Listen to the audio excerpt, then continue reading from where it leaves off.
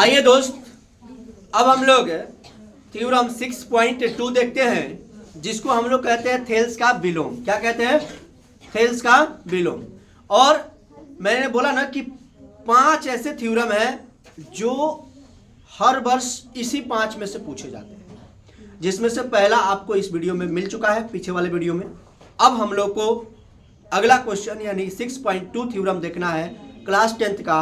और हर वर्ष 2 shift exam होता है ना, एक शिफ्ट दूसरा शिफ्ट, यानी कि सुबह वाला शिफ्ट शाम वाला शिफ्ट, दोनों में सवाल पूछे जाते हैं। तो याद रखिएगा, ये सवाल छपने वाला है और इसको देखिए ध्यान से। तो चलिए थ्योरम 6.2 देखते हैं, और इसे हम लोग कहते हैं थेल्स का विलोम। इसे हम लोग कहते हैं थेल्स का विलोम। बोलिए तो एक बार, थेल्स का विलोम। थेल्स का विलोम। आप लोग भी बोल दीजिएगा एक बार वहीं पर, आप जहां पे हैं वहीं पर, ठीक है ना। थेल्स का विलोम याद रखिएगा इस बात को। आगे देखिएगा क्या कर रहा है कि यदि एक रेखा किसी त्रिभुज की, तो सबसे पहले किसी त्रिभुज की, ठीक है। अब एक रेखा है तो एक रेखा खींचना है। इसका नाम ए, इसका बी, इसका सी, इसका डी और इसका ई। अब ध्यान से देखिएगा, एक बार समझाता हूं आपको कि यदि एक रेखा किसी त्रिभुज की को दो भुजाओं को एक ही अनुपात में विभाजित करे, यानी कि यह जो रेखा है त्रिभुज ए बी सी को जो विभाजित कर रहा है, यानी कि इसकी जो भुजा है ए बी और ए सी, इसको इस प्रकार विभाजित कर रहा है कि वो तीसरी भुजा का क्या हो जा रहा है? समांतर हो जा रहा है। मतलब जो ये लाइन गया है सीधा गया है और यहां से समान दूरी पर है, इसीलिए इसको हम बोल सकते हैं समान। अब आइए देखिए, दिया है, क्या लिखेंगे मेरे दोस्त? दिया है, क्या लिखेंगे? लिखेंगे त्रिभुज ए बी सी की भुजा, त्रिभुज ए बी सी की भुजा ए बी और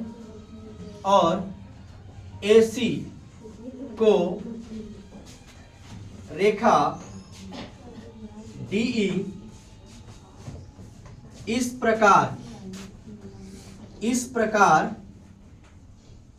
विभाजित करती है कि ए डी बटा डी बी बराबर ए ई बटा ई सी। याद रखिएगा। अच्छा है, यहां पर आप ई ना लिख करके एक ही अनुपात में लिख सकते थे, कोई दिक्कत है? अब यहां पर आना है प्रमाण में, और सिद्ध करने वाला, सिद्ध करने मतलब सिद्ध करने वाला यानी सिद्ध करना है। क्या सिद्ध करना है दोस्त? याद रखिएगा, बीसी समांतर डीई, चाहे डीई समांतर बीसी और बीसी समांतर डी, यानी यह लाइन इसके समांतर है। आगे देखिए, आगे आपको आना है रचना।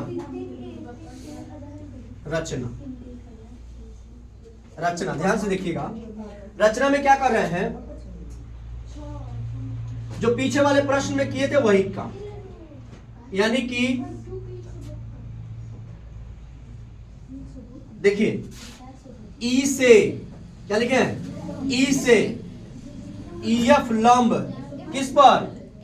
ए बी पर। फिर उसके बाद लिख रहे हैं डी से, ठीक है, यहां पर देखिए डी से डीजी लंब किस पर? एसी पर डाला। और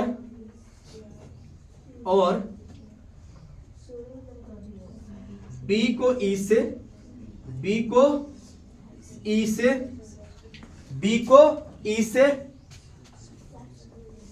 और बी को ई से और सी को डी से क्या किया? मिलाया। सब दिखाई दे रहा है ना? मिलाया। देखिए मैंने पिछले प्रश्न में भी बताया, यही मेन है, रचना ही मेन है। अब जैसे ही रचना किए त्रिभुज बेहतरीन ढंग से निर्मित हो गया, कोई दिक्कत नहीं। आगे आइए प्रमाण। प्रमाण। सबसे पहले मैंने आपको पीछे वाले प्रश्न में भी बताया था कि ऐसे दो त्रिभुज लेने हैं कि ये वाला लाइन आ जाए। मैं लेता हूं, क्या लेता हूं, देखिए त्रिभुज ADE तथा त्रिभुज BDE में ADE एक त्रिभुज हो गया और BDE ये दूसरा त्रिभुज हो गया।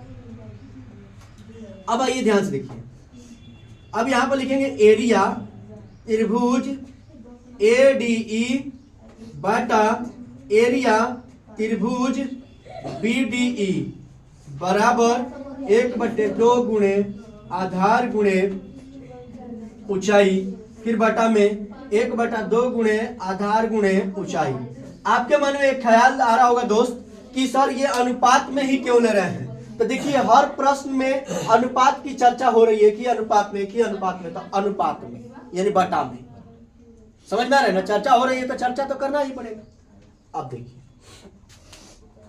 आप यहां पर देखेंगे तो 1/2 और आधार के लिए मैंने पीछे ही बताया था कि आधार वाला जिस पर लंब आकर के टिकता है वही आधार होता है। तो आधार ये हुआ, यानी कि ऊपर वाले त्रिभुज के लिए AD आधार हुआ, AD, और ऊपर वाले त्रिभुज के लिए ऊंचाई कौन हुआ, EF।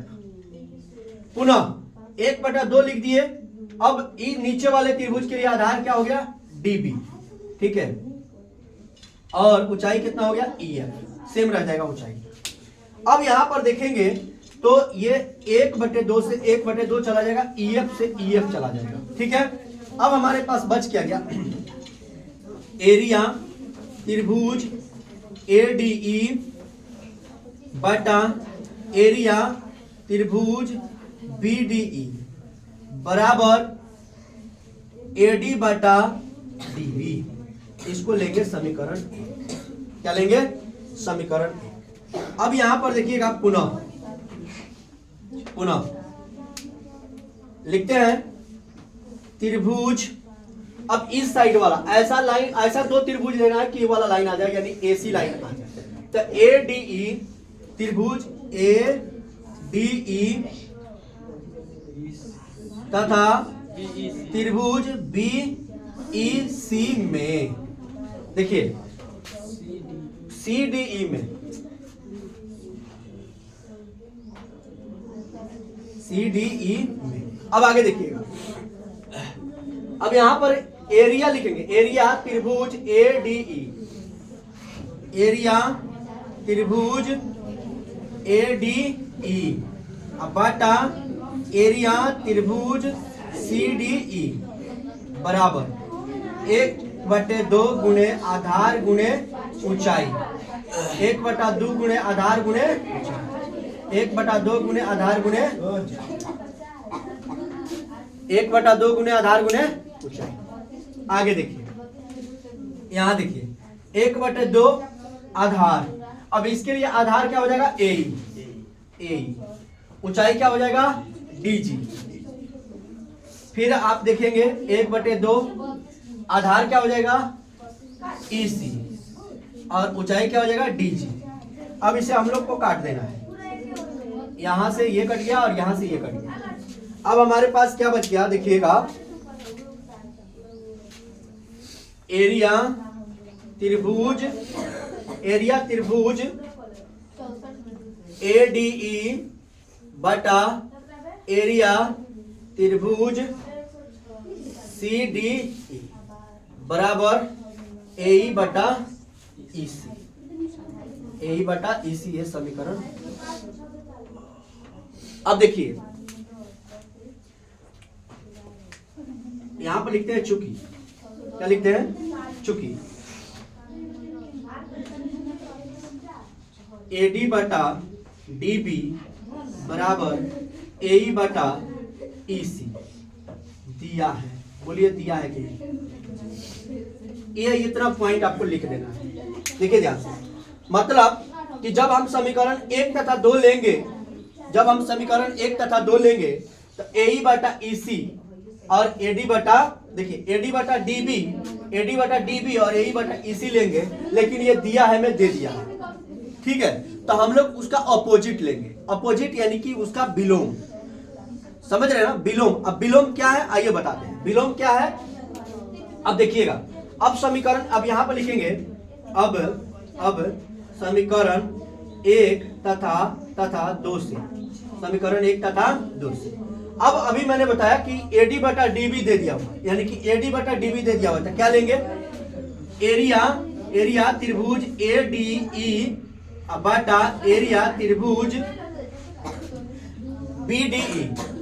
BDE, फिर यहां पर त्रिभुज लिख दीजिएगा, बराबर, फिर आगे देखिएगा, अब क्या लिखेंगे, एरिया त्रिभुज ADE बटा एरिया त्रिभुज CDE, ठीक है।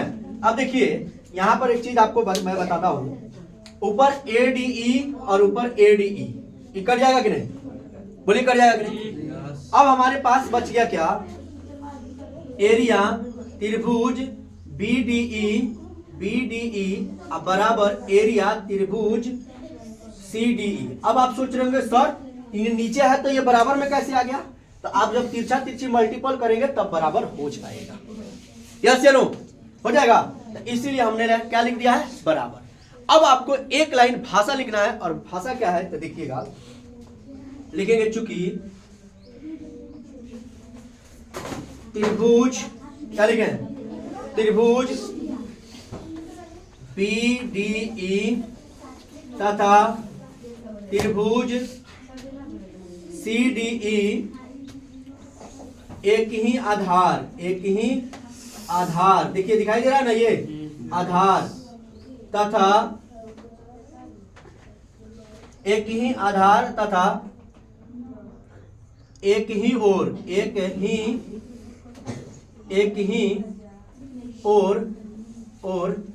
स्थित है, इसलिए एक ही आधार DE तथा एक ही ओर स्थित है, इसलिए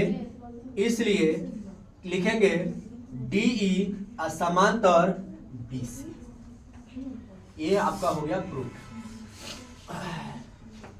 इतना आपको करके आना है थेल्स के विलोम में। याद रखिएगा, विलोम में सिद्ध करना है समांतर, और जो थेल्स है उसमें भुजाएं समानुपाती यानी ये वाला सिद्ध करना है, ठीक है। तो देख सकते हैं।